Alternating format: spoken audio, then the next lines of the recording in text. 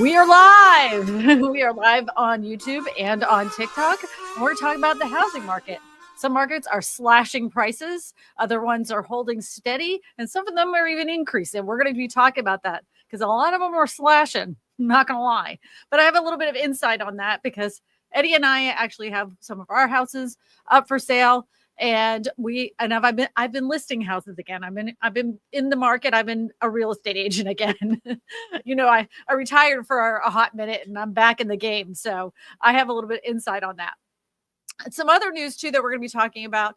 If you are renting and you're in that rental game right now, you will be talking about that because your rental prices might start coming down as soon as this year. So it'll be interesting to see what happens. We'll get into the article that talks about that and the reasons why your rent will go down.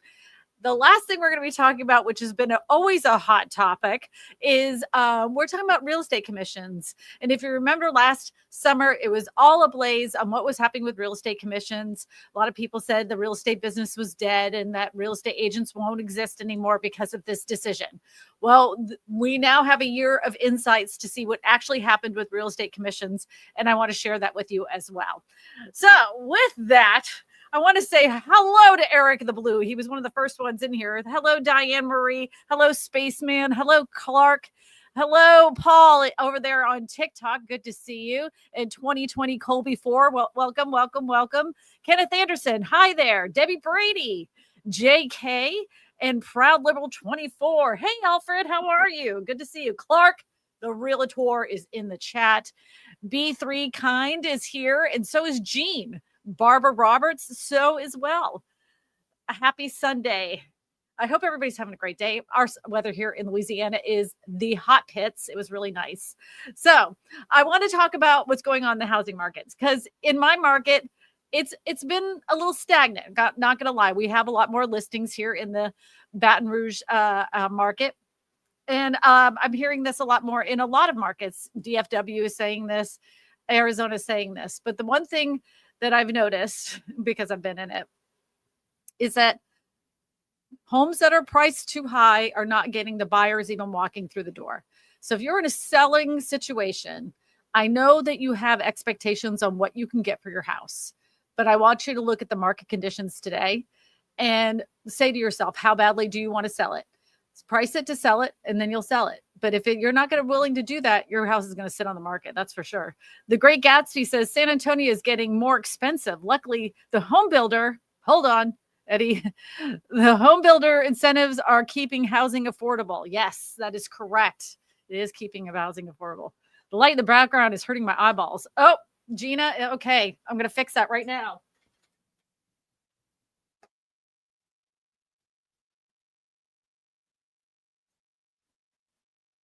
Because I concur. I have dog hair all over me. Maybe it's cat hair. Sorry.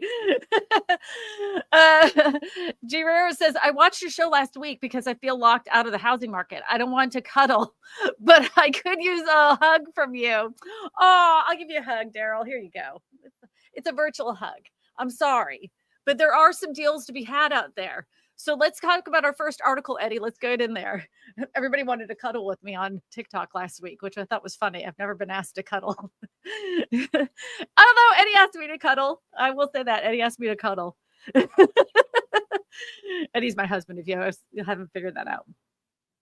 The housing market shift. This map shows where home sellers are cutting prices the most. You might recognize this image that is below because this is the image that I used in the thumbnail, very similar to this. So, all right. So it says to identify which metro areas offer buyers right now, an analysis shared of Zillow with the price cuts. Of course, just because a home is listed for sale doesn't get a price cut.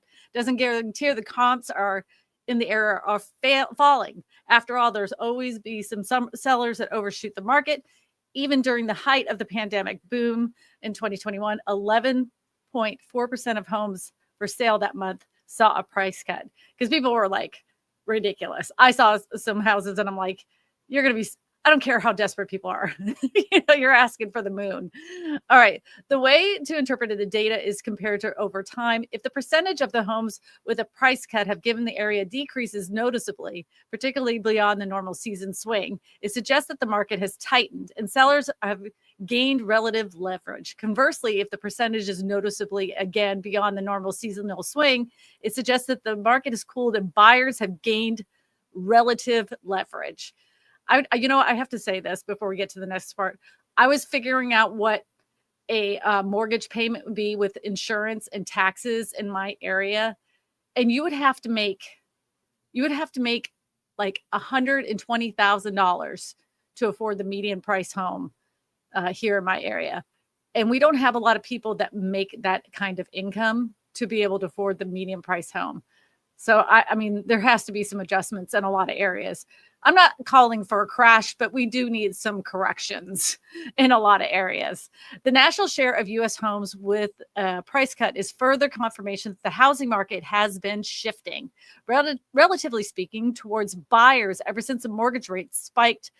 Pandemic housing booms have fizzled out. So what would be the interest rate? I want to know, if you were in the market to buy today with the home prices the way that they're at, what would be your ideal interest rate for a home? Let me know in the comments section. So in June of go past this. Nobody wants to see this. Scroll. All right. The share of sales with a price cut. Let's see. In 2025, Denver, Colorado had a 36.8% price cut.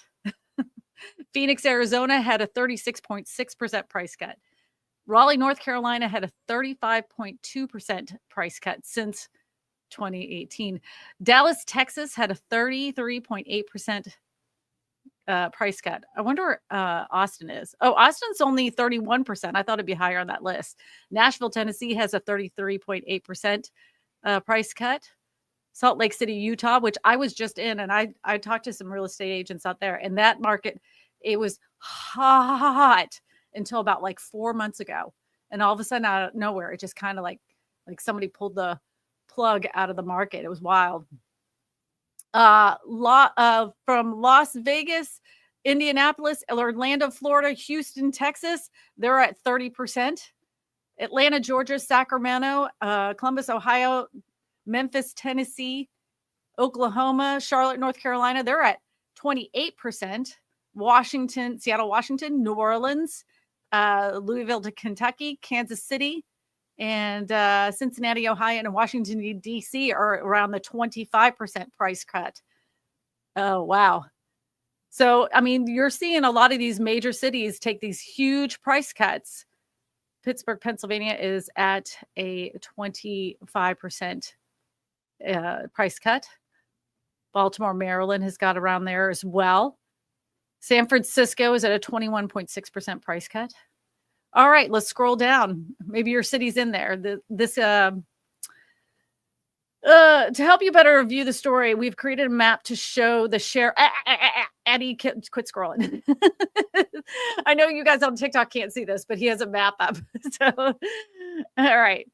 It has been well documented that many housing markets in the Northeast and the Midwest have thus far had a milder, slower softening, while many other areas of the pandemic area booms, like Mountain West and Sun Belt, have seen the faster and greater softening of the post boom market. And I'll say that, like, during the pandemic, man, those housing markets through the Sun Belt had record amount of sales. It was actually ridiculous how many sales were going through at that time. So this is where you're seeing the most sales through the area since in June in 2025. Go ahead and scroll past this map. People on TikTok can't see it anyway.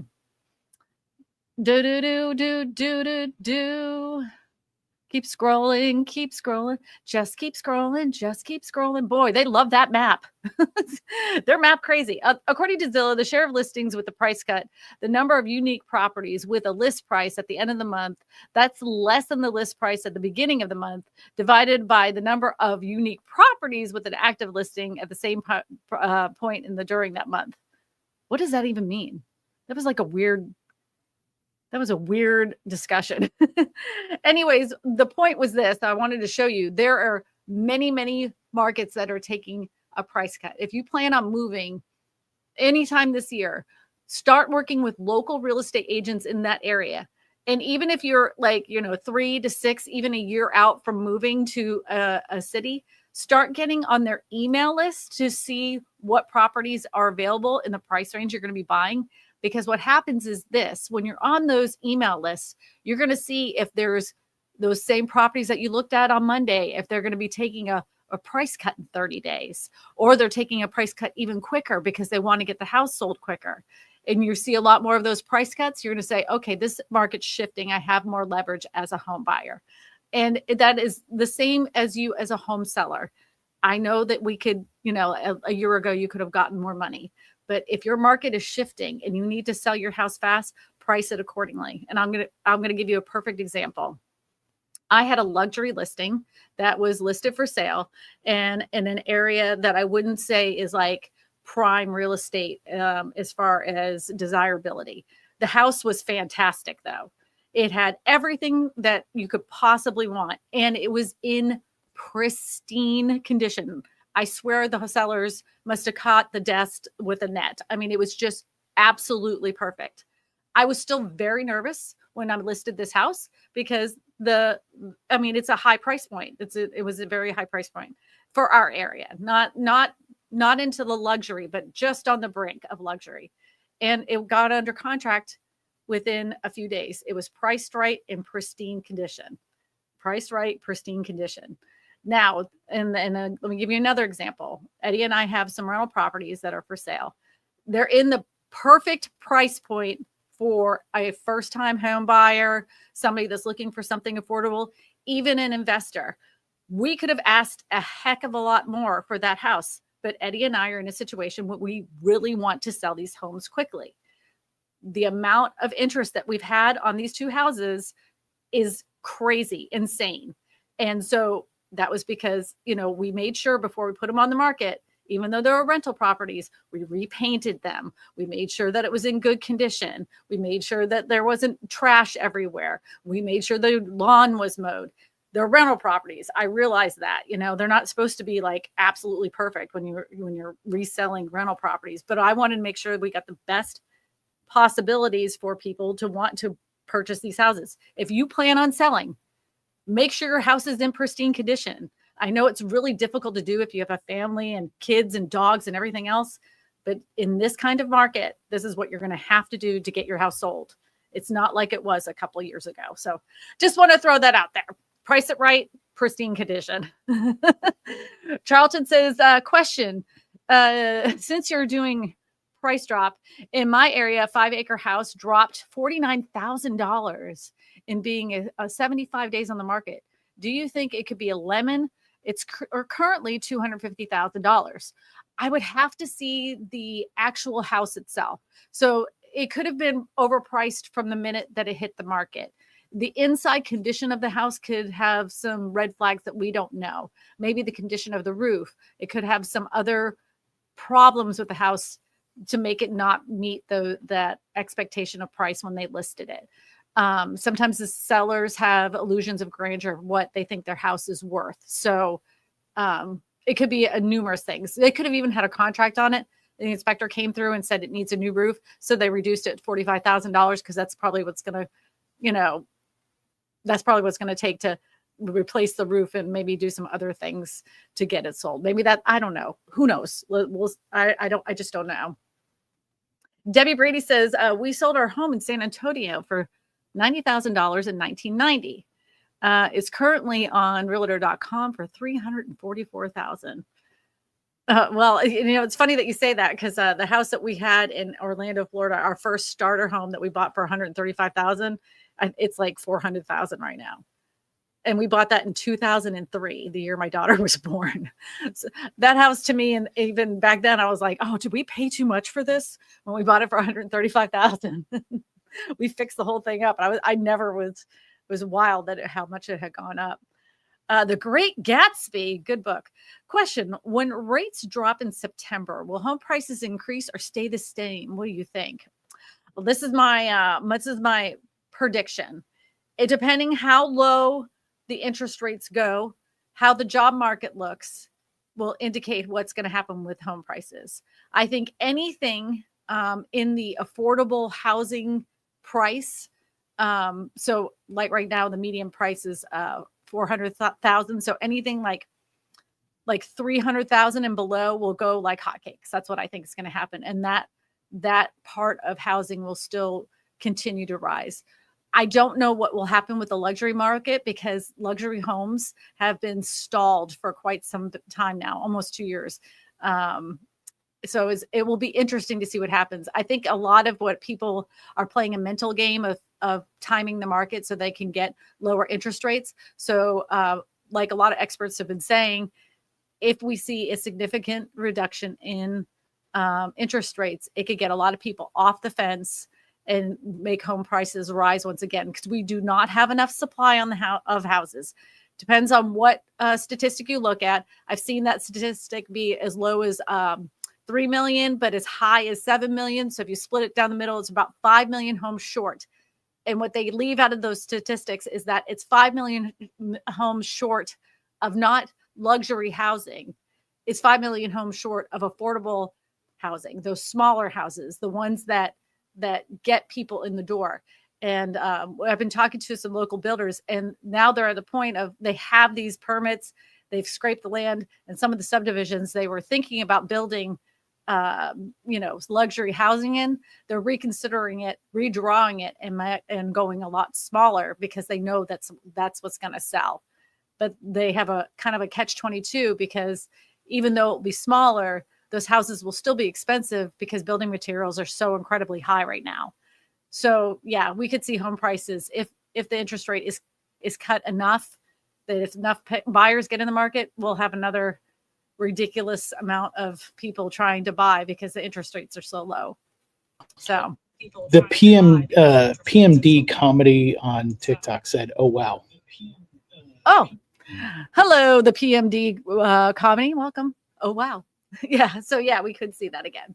Mark says the Institute for Justice secured a victory on August 7th, striking down Calhoun, Georgia's ban on homes under 1,150 square feet, enabling tiny house hand up to build tiny homes for those in need.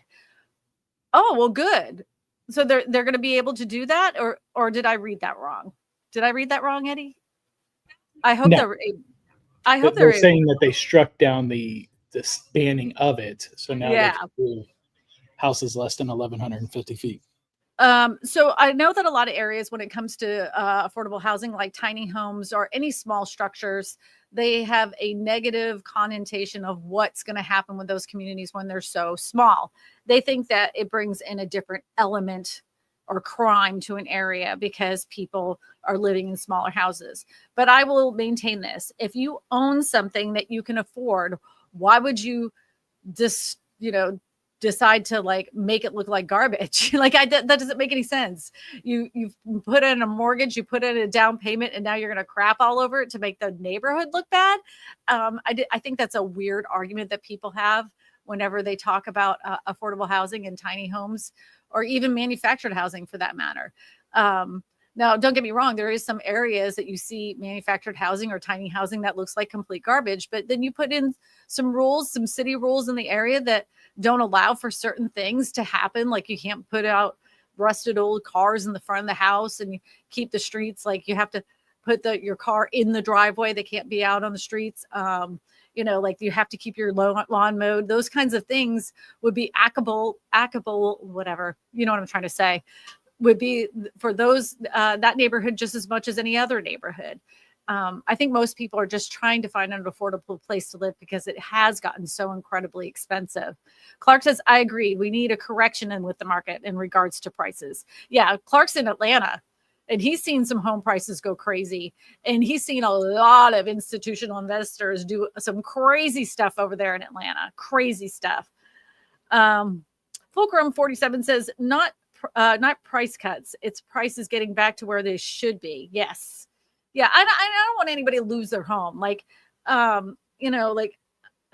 would love a price correction, but I don't want to see people lose their house. You know, a lot of people have a lot of equity in their houses because, you know, like, let's just say they bought it in 2020 or even 2019, and they have a lot of equity to sit on.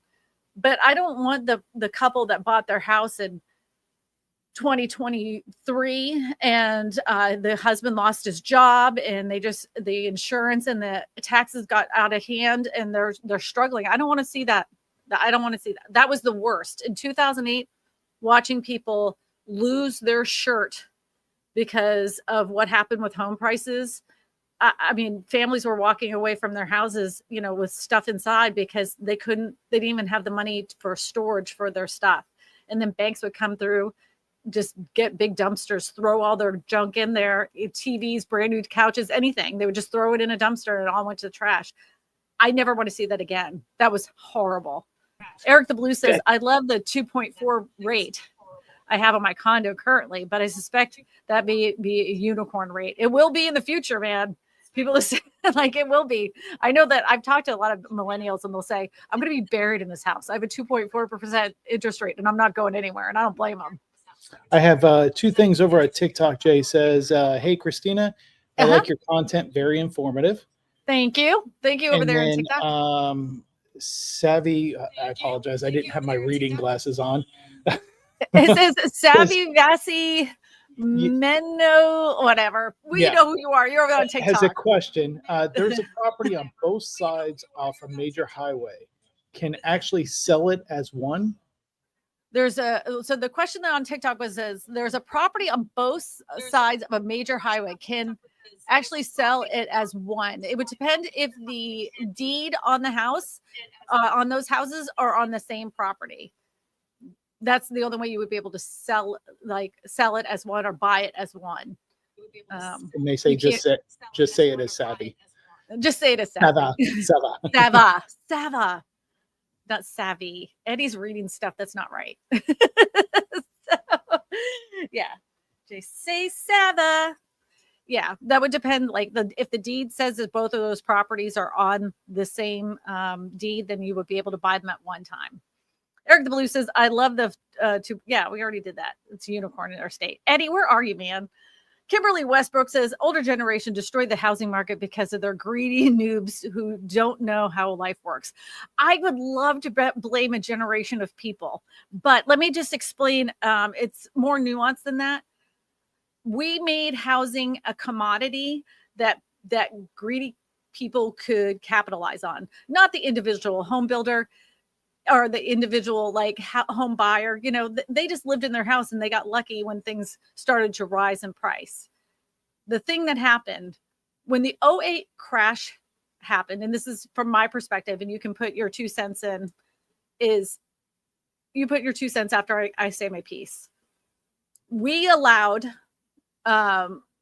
greedy investors to buy up all the foreclosed or short-sold properties because banks were in a desperate situation to get these mortgages off their books. These bad mortgages were weighing down the banks. They got a federal bailout for the crappy decisions they made with these kooky interest-only garbage loans, terrible loans.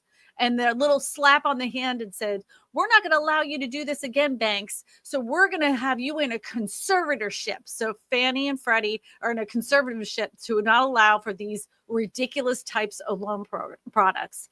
In the meantime, they had to get rid of that stock. So what did they do? They started reaching out to investment firms and private equity firms. And they said, hey, we have a proposition for you.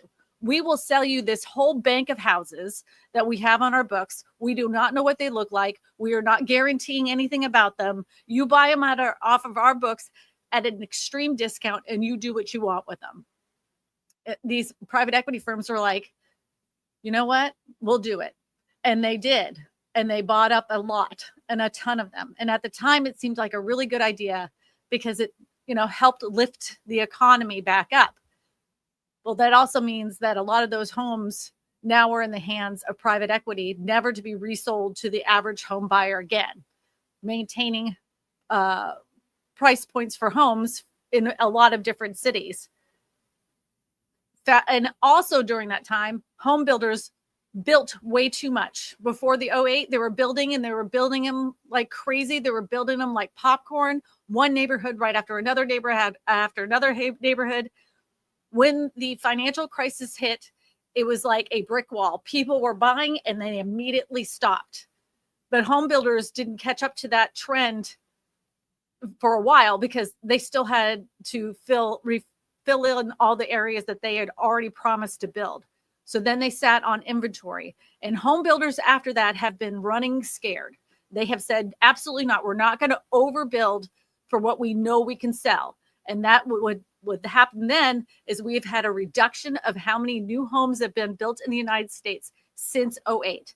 So we have two factors that made home prices continuously go up. I have been warning about this way before the pandemic. I knew the affordability crisis was going to hit my kids hard because I could already see home prices continue to go up. But people kept saying to me, I was being a Chicken Little and that, interest rates are low and people can afford a house. Not in all areas. And they weren't building smaller houses. The only thing that's been filling in the gap for housing is larger, more luxury homes. That does not help the average home buyer, the average first-time home buyer. The average age of a home buyer today is 56 years old. That, like, when I was buying my first house, it was 30, Like, it's gotten out of hand. It's gotten crazy. So as much as I would love to blame a whole entire generation for the housing prices and the housing greed, it's private equity. It's the corporations that have ruined it. It's banks that have ruined it. It is kooky lending that has ruined it. We are still feeling the effects of 08 today. Because if 08 didn't happen, we wouldn't have what's happened after the pandemic that has happened today. And like during the pandemic, because interest rates were so low, how many investors went through and just bid up house right after house after house, and they just turn them into rental properties. Yeah. So the only way to get out of this is to build our way out of it. And then that's going to take, a decade. And that would be all home builders on hand. And the only way for that to happen is government subsidies. And they're not willing to do that. So Seva says, thank you. And then Jay over on TikTok has a question. He said, what are interest rates looking like currently? He's renting for $3,000 a month and he's looking to buy. Jay says his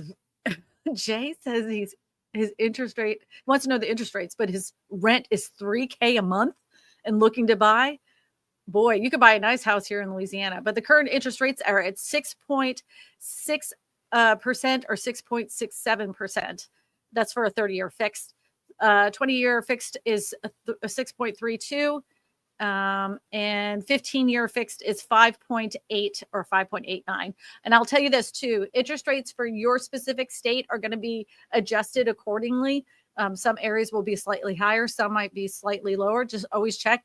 And the interest rates change from the morning into the afternoon. So, it isn't an interest rate until you lock it in. Just wanted to throw that out there. So since Jay was talking about rents, why don't we talk about what's going on with rents right now? Because I have that article I want to pull out because it's super interesting. Who's on first says there's no ideal interest rate. There's only ideal home price. A turnkey for 400 or less. Yeah. Yeah. I would love to see, like people say that like younger people are entitled, but I really think that is a narrative that is pushed on to different groups of people because I don't know, they want to make younger people look like they are entitled. But every young person I've ever talked to, when they say I want a home of my own, they're very like humble about it. They're like, I just want a simple home. It could be a 3-bedroom or even a 2-bedroom just with a little yard so I can, bring my dog outside or bring my little girl outside to play for a little bit. That's all I really want. They're not, I don't find young people when it comes to housing entitled. They just want something they don't pay rent on, that they own it. It belongs to them. And I feel for them. I truly do.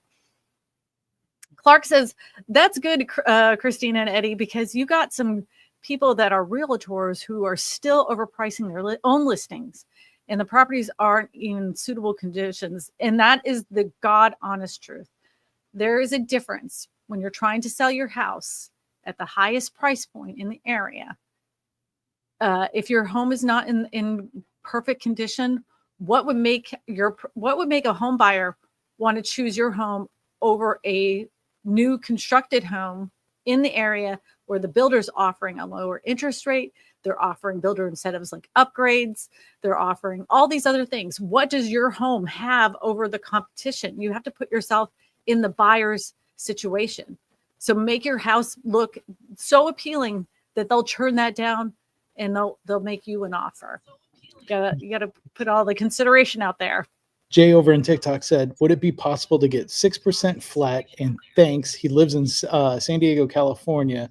And yeah, his rent for a 1-bedroom is $2,975, and he is sick of it, or they are sick of it. Yeah, I'm sure they are. I'm sure they're sick of that. So can we get a 6% flat? That would depend on your credit score. You would have to talk to a lender about that. I just don't know. I can't give you a perfect answer on that. Nancy says so many people used their unicorn equity as a piggy bank, and now the sales prices are dropping. They can't afford to sell because of realtor fees and the seller closing costs are too high to make it worthwhile. I would push back on that just a little bit. So I would say in 2008, a good portion of people were using their equity in their house as a piggy bank to update their house, to buy a new car. I did not see that this time. I think for a good portion of people, they learned their lesson. Proud Liberal 24 says, question. So how does this end 5 years from now? Do prices flatten, decrease more than 30%, or increase over time? I wish I had the crystal ball. I mean, there's so many factors of what could possibly happen in the housing market, even 3 months from now. So I expect 5 years from now, I still think that we're going to remain flat as far as home prices for a while, unless we see a significant drop in, interest rates, because people are used to that. Unless people start getting used to it. But I still think the home prices will stay flat, even if interest rates are something that people get used to. I don't think they're going to go anywhere. Eddie, after this question, I want to show them about the lawsuit with the rent. Okay. All right. Question. The news said that home data showed that many homeowners pulled an average of $100,000 of equity from their home. Isn't that a dangerous thing to do? Right? Because the prices seem inflated. It could be a very hard thing to do. But let me just put it this way. A good portion, I think it's like 42% of people own their houses outright, So if you looked at all the people, that doesn't mean they have a mortgage on it. Not a lot of people have mortgages because, they've paid it off a while ago. So they might be taking that equity out to do some home improvements on it. It doesn't necessarily mean that it's a bad thing if they took the equity out of their home to do something else with it.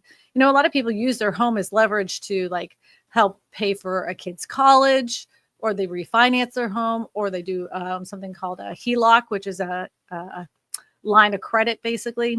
So just, a home equity line of credit is the technical name for that. So it could be a sign, but I don't look at that as a negative thing. So, all right. So this is about rent. So if you're renting, this might be some good news for you. You might have heard maybe in the last year or two about a company that was using a software called Realty. So all the big names in renting housing across the country were using the same software system to basically fix pricing for rents. So that's why rents went so high, and you couldn't go anywhere in the city to find anything affordable. It was like everybody, no matter what side of the city you were going to, it was $1,600 for a studio apartment. And you're like, how is that even possible? How are they all $1,600? Well, they got stone cold busted. And Greystar had to even pay out a settlement because they were using Realty software to price fix rents across the country. It was not a competitive type of way of dealing with rental prices. They were using it to basically squeeze as much money out of renters as possible. So Greystar will no longer use rent pricing software that relies on competitor or non-public data. It will also stop sharing rental data with its rivals. So what they were doing, all these companies were using this software. They were uploading all their data about their tenants, about what they were paying, how much they were making. They were uploading it and they were sharing it with each other. So they knew exactly how much to raise the rent across many areas. Yeah.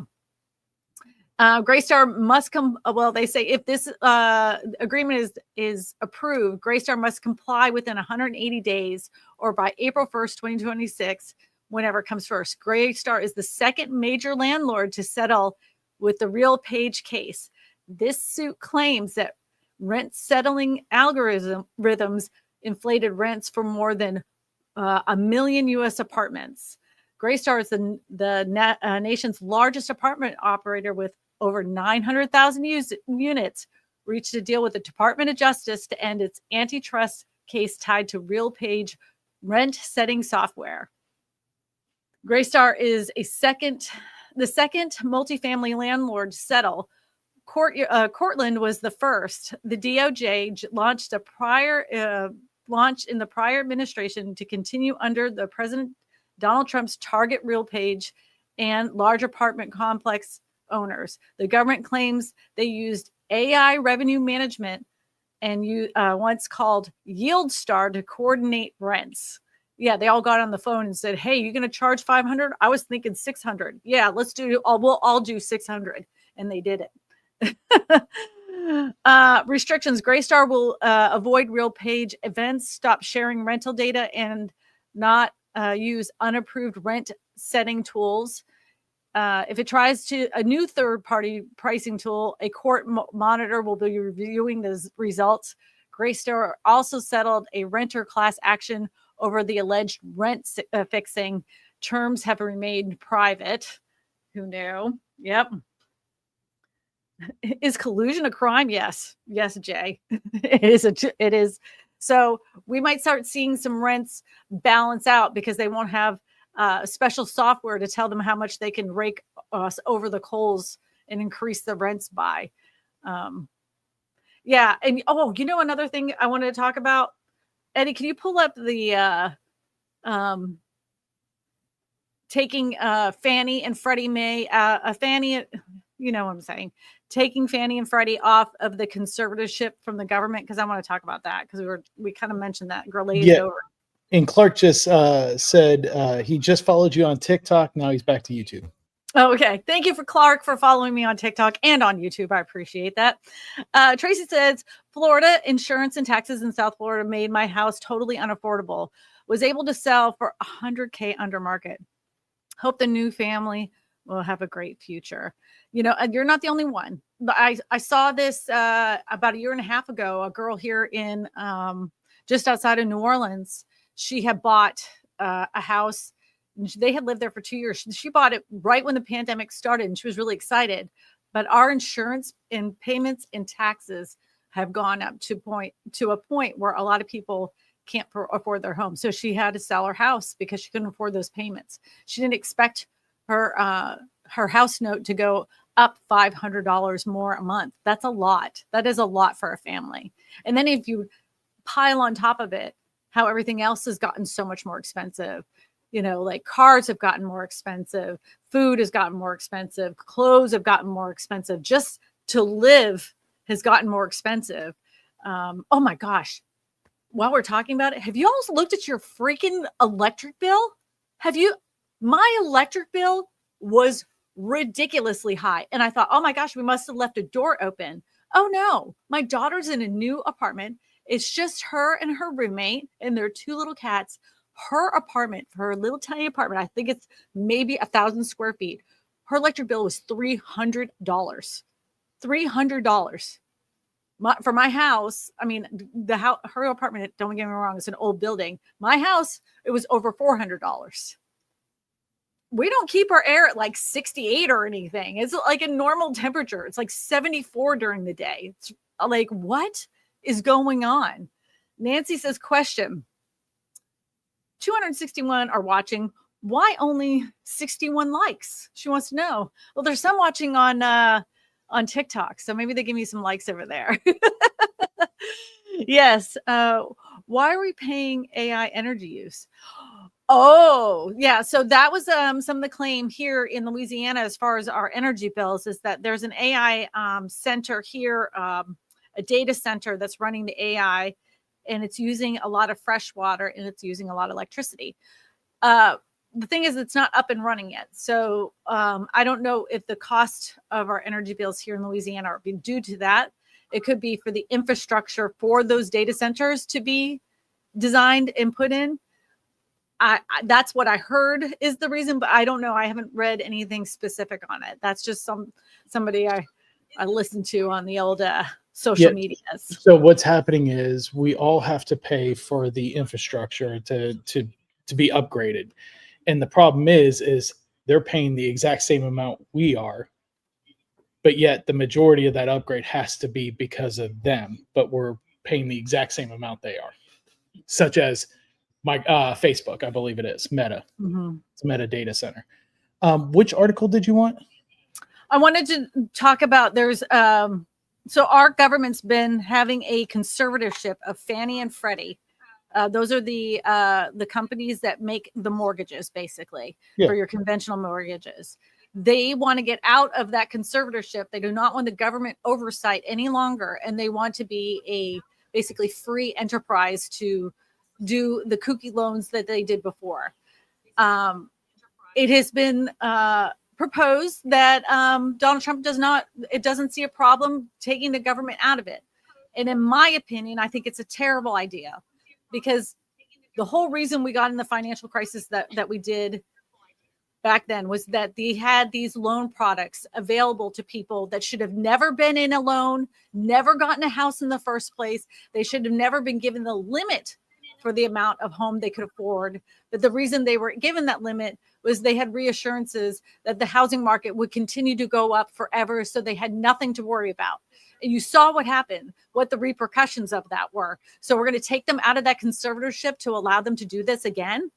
I think it is a freaking terrible idea. Horrible, awful. Do not do it, because they need eyeballs. They need to be told that they cannot take advantage of people. Because what happens in the end is when they get themselves in trouble, we, the taxpayers, bail them out and they get to continue to do it again.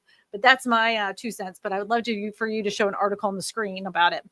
Cyrus says, I live in Arkansas, mobile homes, and now I owned 12 lots, following your advice by checking the zoning ordinances and street access. Thank you for all the advice. Thank you so much, Cyrus. Yes. Thank you. I appreciate the $5 super chat and helping to support the channel. And I'm glad that the videos I create are helping you. I think manufactured housing has gotten a lot more popular. It's certainly gotten a lot more expensive in the last 5 years. It's wild to me how some of these houses that were like $60,000 are now like over $120,000. Like, it's wild. And people kept saying, you'll never make money on a mobile home. You'll never make money on a manufactured home. And guess what? Liar, liar, pants on fire. They're lying. They're lying. So, Eddie, were you able to find an article about the Fannie and Freddie? Uh-oh. Eddie. Here we go. Trump wants to make it more expensive to buy a home, privatizing Fannie and Freddie. I don't know if I believe that headline. I think his whole idea is like basically getting as much government out of businesses.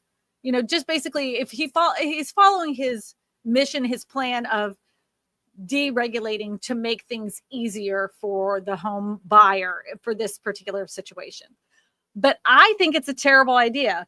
In Washington, no bad idea stays dead long. Therefore, it should be no surprise that Donald Trump is planning to move forward with his plans to privatize Fannie Mae and Freddie Mac, the mortgage giants that have been in government conservatorship for 2 decades.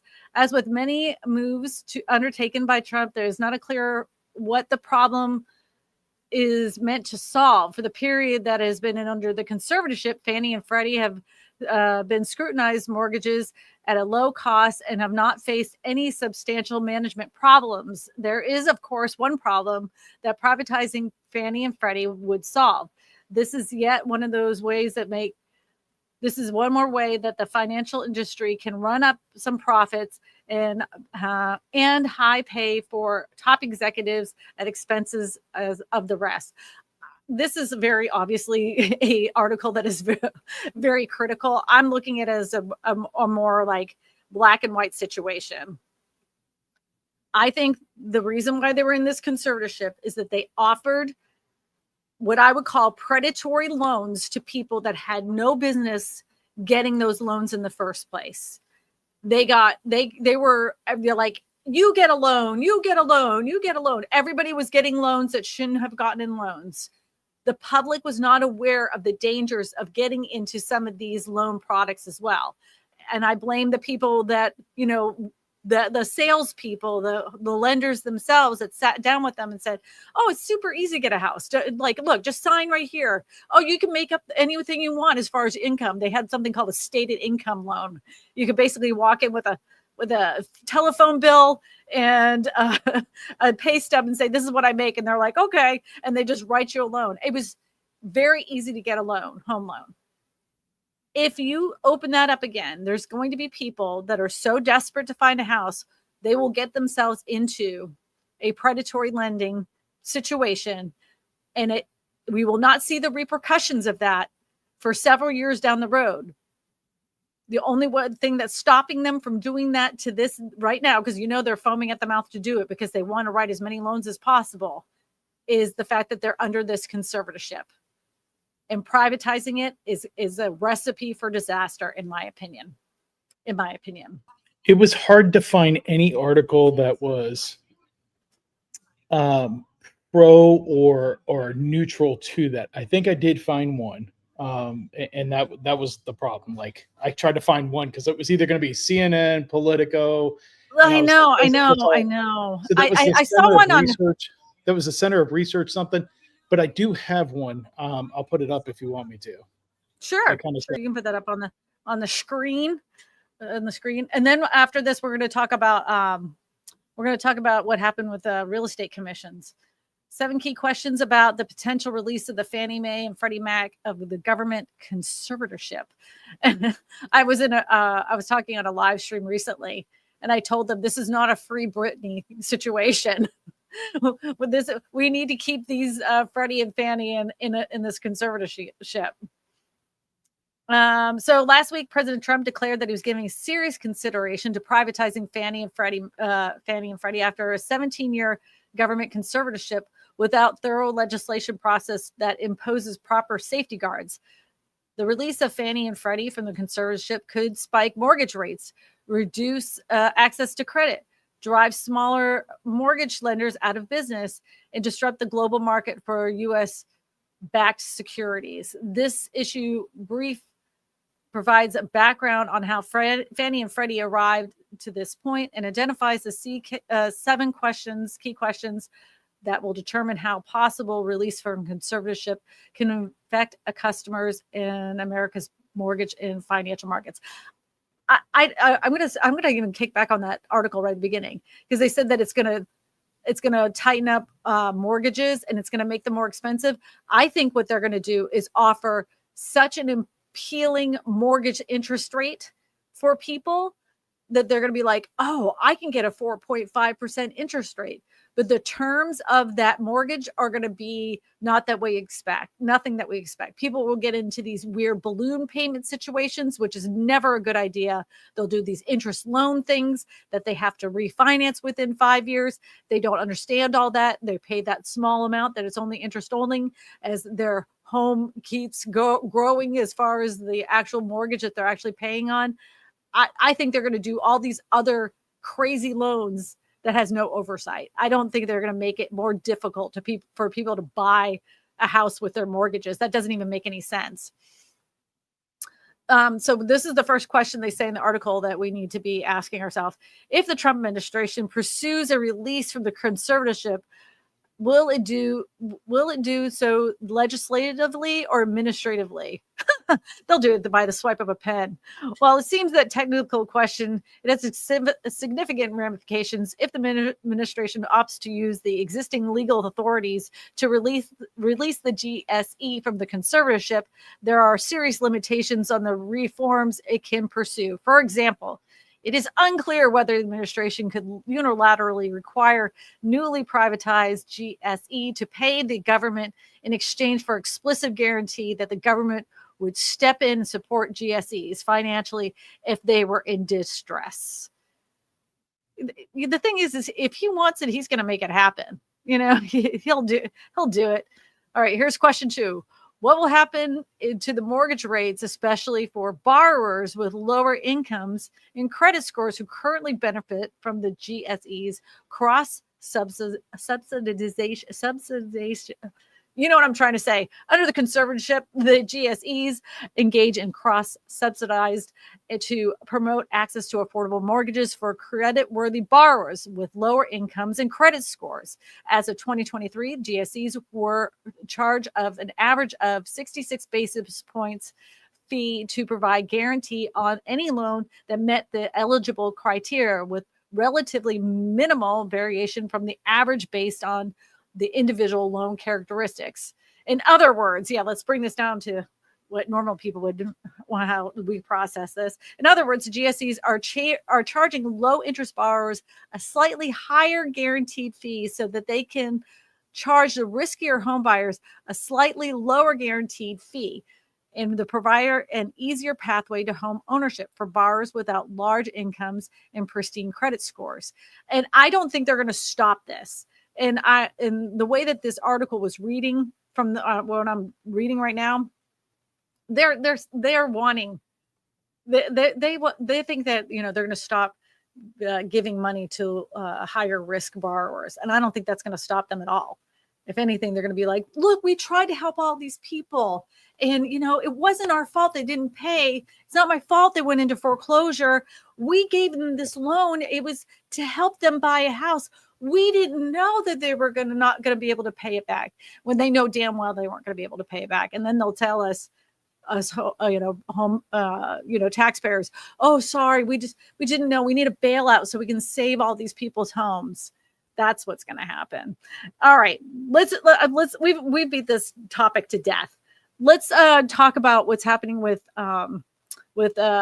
commissions in real estate commissions. So you remember last year, right? Every news article, it was plastered all over social media. If you wanted to cause a ruckus, start talking about real estate commissions.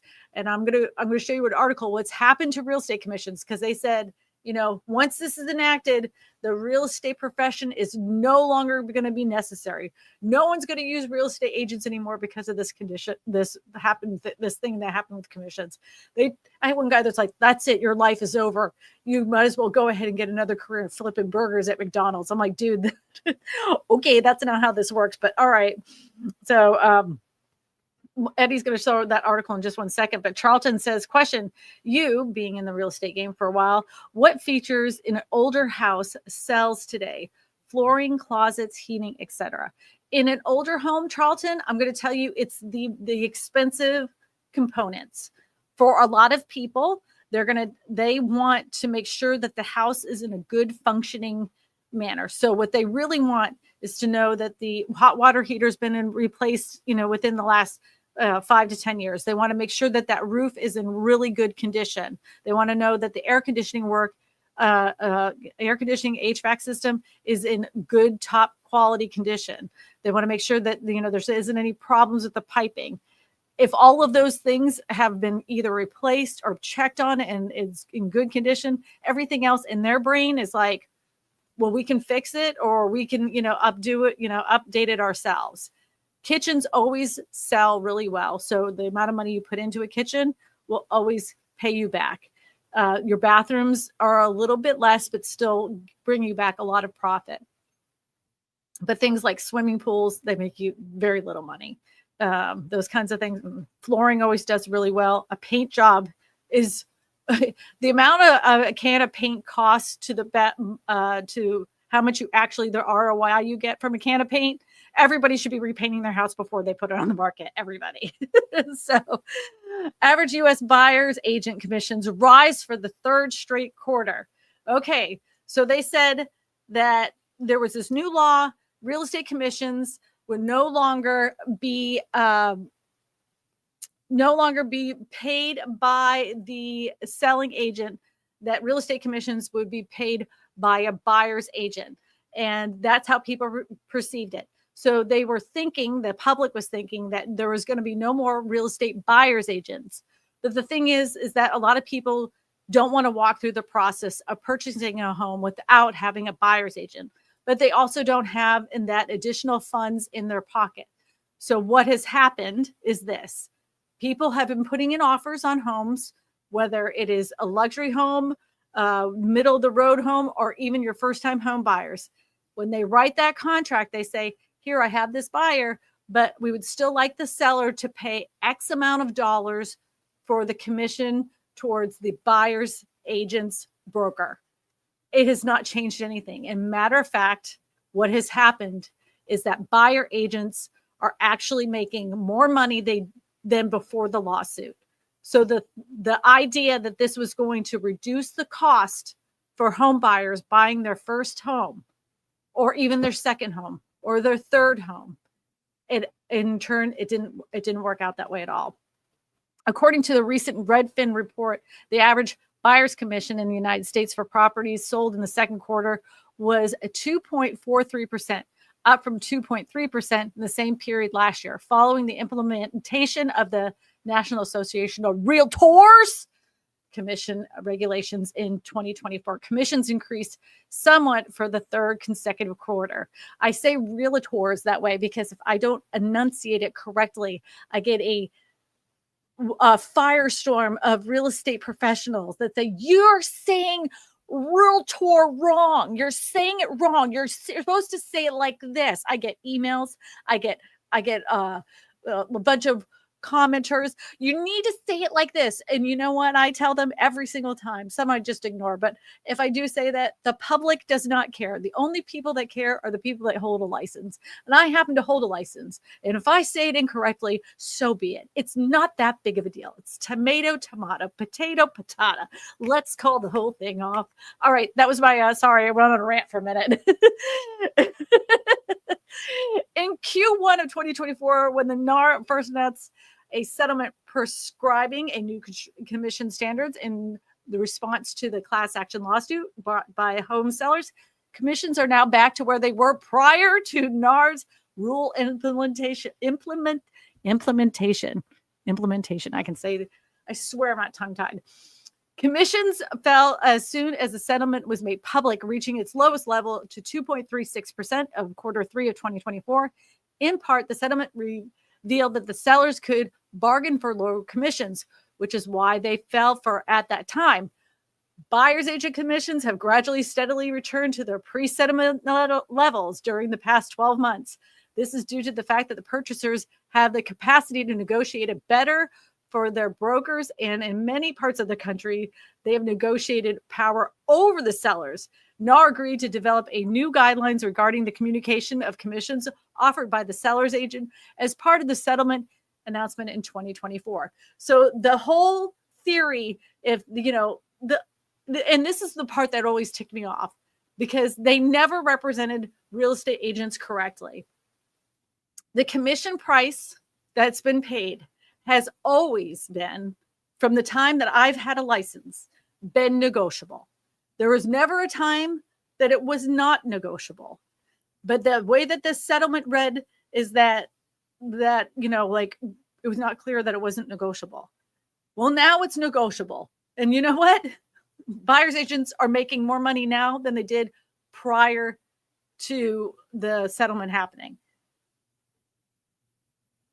You know, and I can see, and I'm not saying that I would never do this, but I can see why in some markets where sellers are more desperate, and you come in with a buyer and you say, well, I want this offer, but I want as a buyer's agent 3.5%, and you're kind of like, I don't want to pay that person that, but I want to get my house sold too.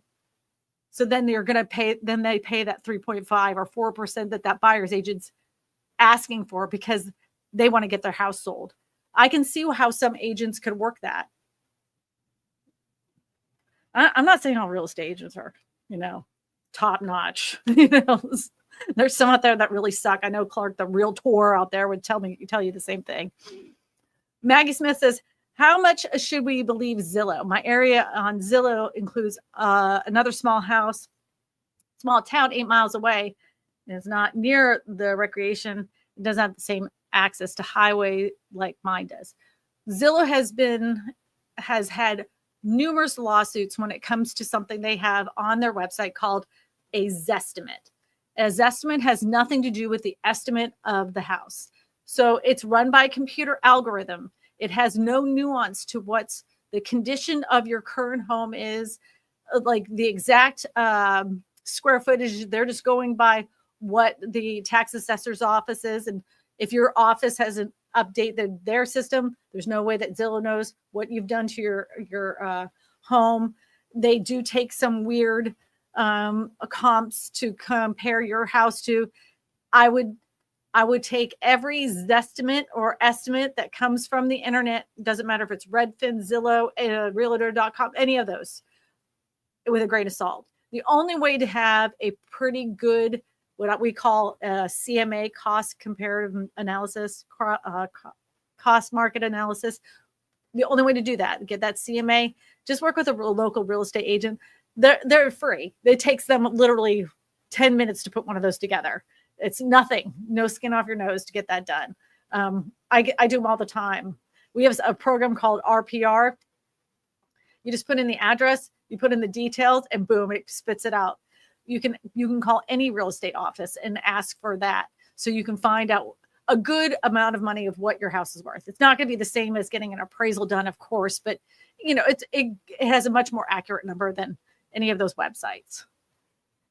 Shane Potter says, question, if you saw the affordability crisis coming, what impact, if any, do you envision regarding the silver tsunami? Oh, Shane, I don't know if you've been watching this channel for quite some time, but we've been talking about the silver tsunami for quite some time. So that whole headline about the silver tsunami was way before the pandemic. And I had been talking about that since like 2016.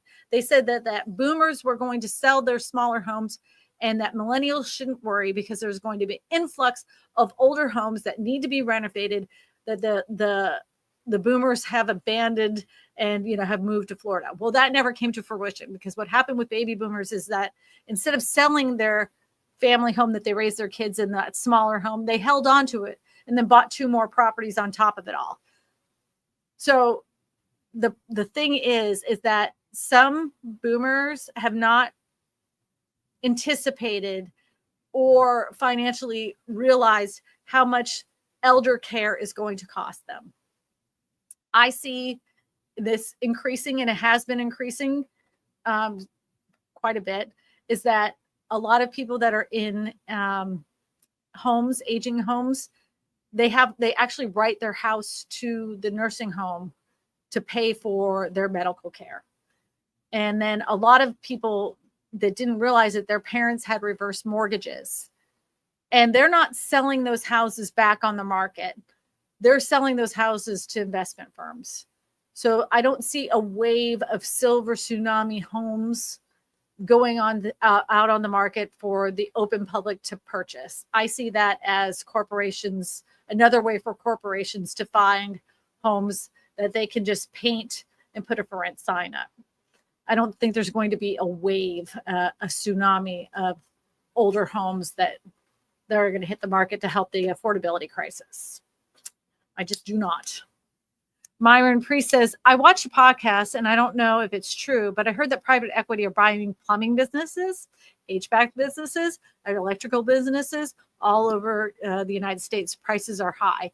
This is 100% true. They are doing every aspect. Do you know they also are in HOAs too? So a lot of your HOA management companies are run by private equity. Yeah. I mean, it's like they're trying every way to get you out of your house so they can own it all. and then turn us all into renters. And like people will say, stop saying that. That's a conspiracy theory. That renters for life things is conspiracy theory. No, it's not. No, it's not. They want to own it all. They want to own it all. We have monopolized a lot, and private equity screws up everything. Look what they've done to healthcare, for God's sakes. And they're doing it. Oh, do you know where else private equity is? And they're scooping up as many as they can. That veterinary office, veterinary bills. Why do you think it's so expensive for your dog to get like vaccines and all that stuff? Because private equity has gotten into your veterinary's office as well.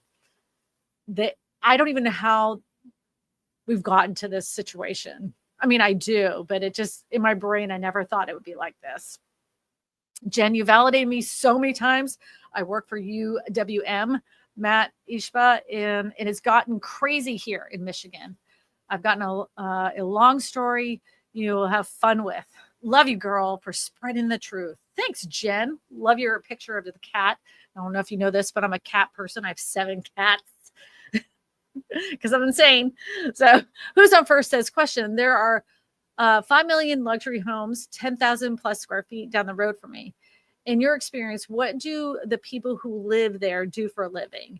And how do they justify such a large home for one family? So in my area, people that have big houses, they're in the oil business. A lot of them are surgeons and doctors, quite a few lawyers, like title attorneys.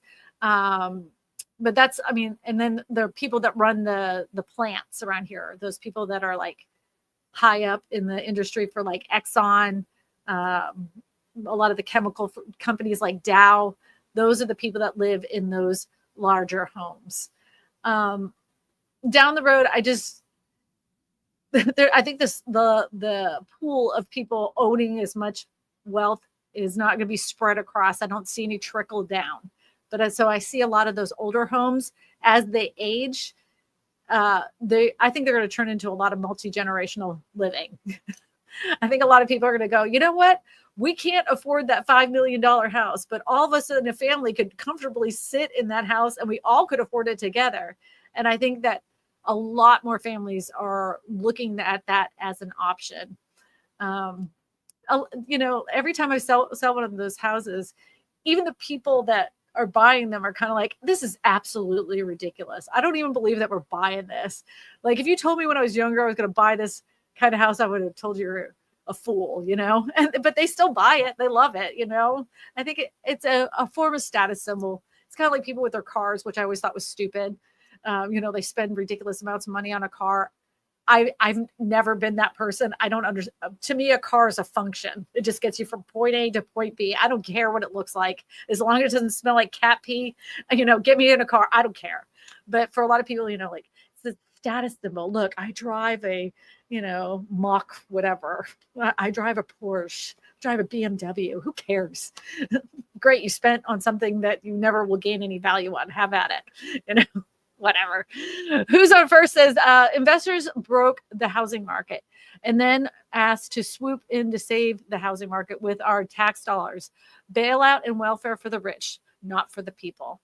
Not going to argue with that. Miss Global Domination. I worked for Greystar as a leasing consultant back in 2004. Worst management ever. Oh, I bet you there's worse than that. I have never worked with Greystar, but I've seen some management companies that work for mobile home parks. They are pure evil. They are pure evil, what they do. I don't know if Greystar has got their little sticky hands into mobile home parks, but they're awful. Gary, come on.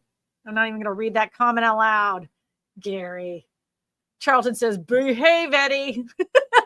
Behave.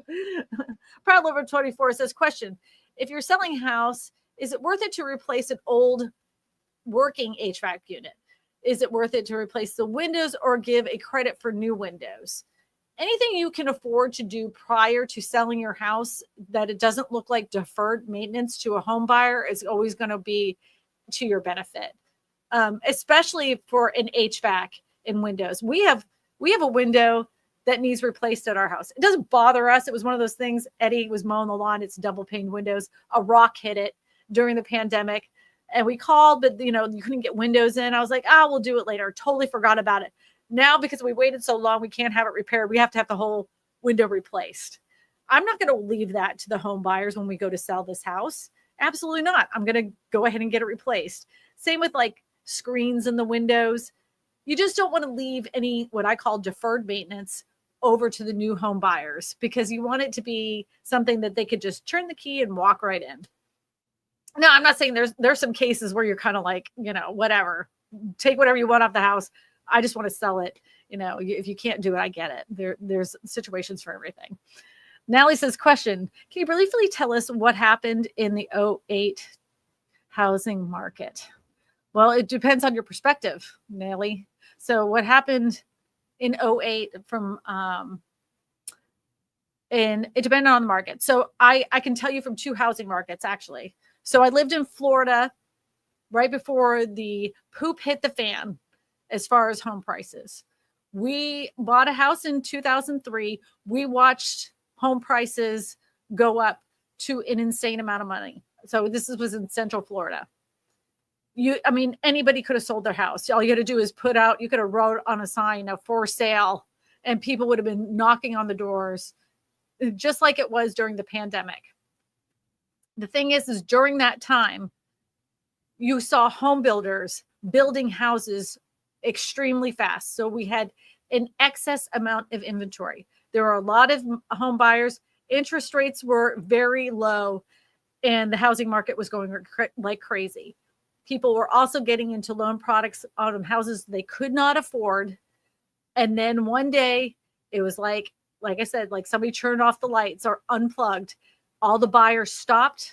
People felt uneasy about the housing market. Nobody was selling their houses anymore. No buyers were no longer interested. And builders had an excess amount of inventory that was available. A lot of home builders went out of business, lost their shirt. A lot of people lost their homes because they were in a loan package they could not pay for because it was predatory lending practices, and they should have never been in that loan package to begin with. And then we had an excess of inventory, so home prices started to collapse and crash.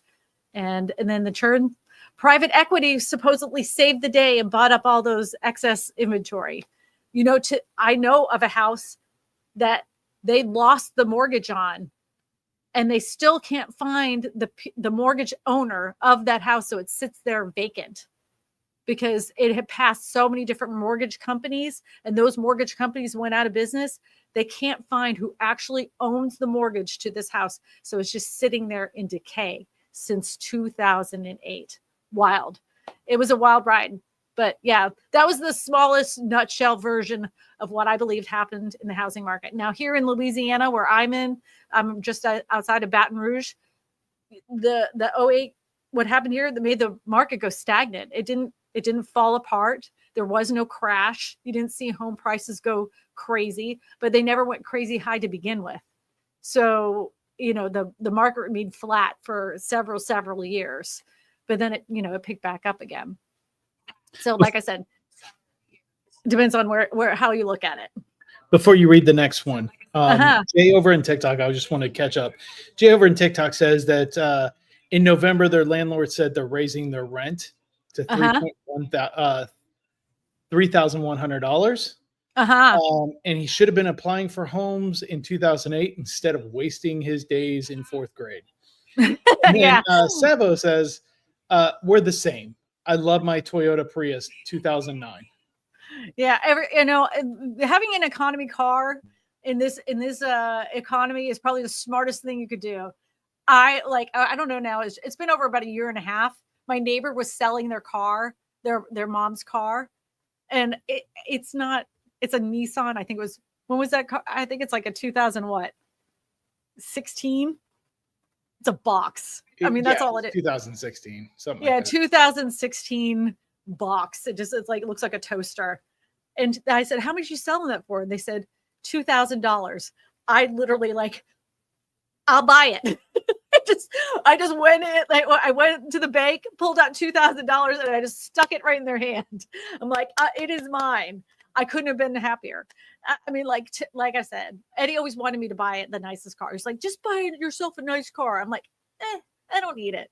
I'm not driving people around in it. I just need a car to get to. A car is just a function. And so now I drive around in my $2,000 car, and I'm happy as a pig in poop. So Eddie thinks it's ridiculous. He wants me to have a nice car, but it blows cold air. It gets me from point A to point B. It's cheap to fill up. It's cheap to change the tires. I'm totally fine with it. Living in Omaha says, oh, Mr. David Matney. Hello, my friend. It's so good to see you. All right. Hello. Have you ever explored some of the home ownership programs offered by Habitat for Humanity? Some of these programs are designed for low-income families. It might be worth exploring. Yeah, we do them here in Baton Rouge. We'll go out there and we help, put those houses together and build them and everything. Yeah. I haven't looked into their specific home ownership programs. I haven't had anybody that needed that, but it's certainly something to look at. That is for sure. I concur, David. Who's on first says, question, do families who buy multi-million, we already did this. Oh, wait. Do families who buy multi-million-dollar homes usually pay cash or do they have loans? Everyone that I've ever closed had a loan. Every single one of them that I've ever closed had a loan on their house. I've never sold a multi-million-dollar house cash, even in some of the market. Like I've had houses that were under $1 million that sold, like, that were paid cash, but not multi-million-dollar houses that were paid cash. I guess I don't get those kind of buyers. I'm sure it happens, but I've never seen it. And, like a lot of people that are extremely wealthy, they leverage low interest rates because they want to hold on to their cash because they're putting it in other investments, not a house. A house for them is just a function. And so they'd rather just have it on a mortgage because they rather leverage that cash in ways that would make them more money. So JNL 5050 says, it's insane. I just paid $500 for a dog checkup and $500 on my HVAC warranty. Yeah. And you know what? Oh, speaking of that, guess where else private equity is going from? They're from vets to healthcare, your dentist's office to HVAC, to home warranties, to the HOA. I just say, private equity, go away. I'm just done. I'm done with you. The bad scientist says, question, I'm looking at a house for estate sale. It has been on the market for 170 days. They want $125,000 for it. What do you think I can ask for it? I don't know. Like, I'd have to see the area. And the thing is it's been on the market for 170 days. Go as low as you think isn't like totally ridiculous. It's been on the market for that long. Let's see what happens. Back in my day during the last housing crash, I would tell people, just go in low. The worst they can say is no. The worst they can do is reject your offer. Let's just see how desperate they are. If they reject your offer, it's just paper. Let's put in another offer that we feel like would be a little bit more acceptable if you really want the house. But if they're not willing to play ball, you can go on to somewhere else. It doesn't matter. 170 days, man. Go as low as you think that they might take it. Douglas Law says, question, electricians make over $100,000 a year with healthcare and retirement in IBEW union, residential electricity. Okay, that wasn't a question, but a statement. But yeah, I mean, I know that plumbers do really well too. I will tell you that here in Louisiana, we are desperate need for plumbers. The only plumbers we can hire is like a chain plumber, and they're the most expensive, but we can't get the individual plumbers to come out to our rental units or even to our house. So we always have to call that chain unit because they'll show up. They're an efficient machine. David says, I wish the corporation investor would stop buying homes in neighborhoods. You know what I wish, David? I wish that local governments would get on the bandwagon to stop institutional investors from buying out complete neighborhoods. I think they should have limitations to how many homes they can actually buy in an area. That so like 20% of a community or a neighborhood should not be sold to individual investors. You can actually even take care of that if you happen to have an HOA, and you can have a meeting and make sure that no more than like 10% of your neighborhood is sold to LLCs or corporations. You can actually put that as a covenant in your HOA. But local governments, I think, need to start stepping in. We always yell at the federal government for all these problems, but a lot of it can be taken care of at a local level. And this happens to be one of them. We start off small to make a big impact. So that sounded kind of soapboxy. I'm sorry. I didn't mean to be, I didn't mean to sound like that, but it's true. It's true. So the poll results are in. Debbie Brady says, are home prices dropping in your area? 26% of you said yes. Oh, this is disappointing. 43% of you said no. And 31% of you said not sure. Well, they are dropping in our area, but not as much as most people would like. So hopefully in a few more months, we can see what's happening with interest rates. But I guarantee you, if the interest rates drop to a significant level, the headlines are going to read like this, and it's complete and utter BS. They're going to say, home affordability is back as interest rates drop. If the home is over $407,000, it doesn't matter if the interest rates are at zero. Most people do not make enough money to afford a $407,000 house. That is the God honest truth.